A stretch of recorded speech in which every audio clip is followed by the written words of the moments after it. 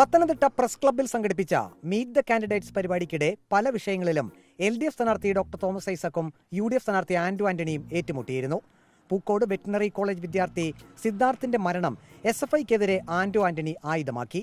എല്ലാ കുറ്റവും SFIയുടെ തലയിൽ കെട്ടേണ്ട എന്ന് പറഞ്ഞ് തോമസ് ഐസക് പ്രതിരോധിച്ചു. 3 ഡസൻ പിള്ളേര് കോളേജ് മരിച്ചിട്ടുണ്ട് കേട്ടോ. ഒരൊറ്റ KSUക്കാരൻ മരിച്ചിട്ടില്ല, മുഴുവൻ SFIക്കാരാ. ഈ ജില്ലയിൽ എത്ര പേര്? തൊട്ടിപ്പുറത്ത് ഞാൻ പറയുന്നത് ഇതൊക്കെ പാടില്ലാത്ത കാര്യങ്ങളാണ്. പക്ഷെ പുണ്യങ്ങളാണ് ആരും നോക്കണ്ട കേട്ടോ.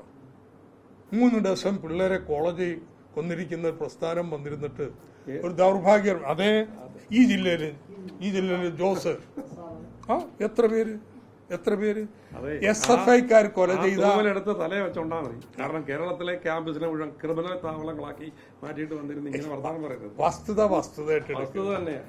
രക്തസാക്ഷികളായ 32 SFIക്കാരുടെ പേര് താൻ പറയാം. SFI വധിച്ച KSUക്കാരന്റെ പേര് പറയാമോ എന്നായി തോമസ് ഐസക്. ഞാൻ വേണമെങ്കിൽ 32 SFIക്കാരുടെ പേര് പറയാം. കൊല ചെയ്യപ്പെട്ടത് ക്യാമ്പസുകളിൽ SFI കൊല ചെയ്ത വധിച്ച ഒരു KSU പ്രവർത്തകന്റെ, കോൺഗ്രസ് പ്രവർത്തകന്റെ പേര് പറയും. നിങ്ങൾ അത്രയും ആക്ഷേപം പറഞ്ഞുകൊണ്ടാണ് ഇങ്ങനെ ചോദിക്കുന്നത്. തോമസ് ഐസക്കിന്റെ വെല്ലുവിളിക്ക് ആന്റോ ആന്റണി നൽകിയ മറുപടിയാണ് ഇടതുപക്ഷം സൈബർ ഇടങ്ങളിൽ ആഘോഷിക്കുന്നത്.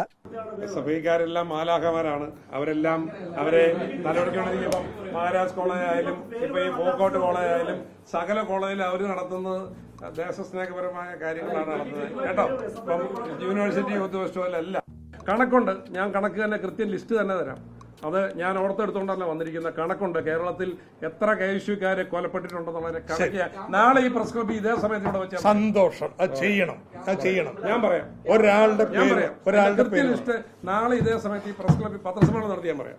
ആന്റോ ആന്റണി ജി, ജ്യോതിയും വന്നില്ല തീയും വന്നില്ല എന്ന് SFI സംസ്ഥാന സെക്രട്ടറി PM അർഷോയുടെ FB പോസ്റ്റ്.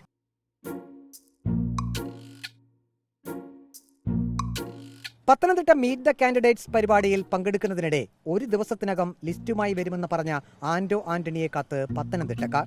കാത്തിരിപ്പിന്റെ 3-ാം ദിനം എന്ന് മന്ത്രി വീണ ജോർജും FBയിൽ പോസ്റ്റിട്ടു.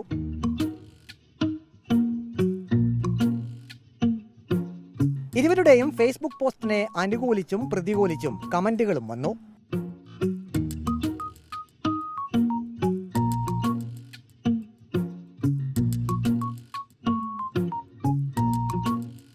പത്തനംതിട്ട പ്രസ് ക്ലബ് ആന്റോ ആന്റണിക്ക് രാശിയല്ല എന്നാണ് കോൺഗ്രസ് പ്രവർത്തകർ അടക്കം പറയുന്നത്. നിങ്ങൾ ആദ്യം ഞങ്ങളൊന്ന് കൈ കൊടുത്തു, നിങ്ങൾ ശ്രദ്ധിച്ചില്ല. അതൊരു തർക്കമില്ല.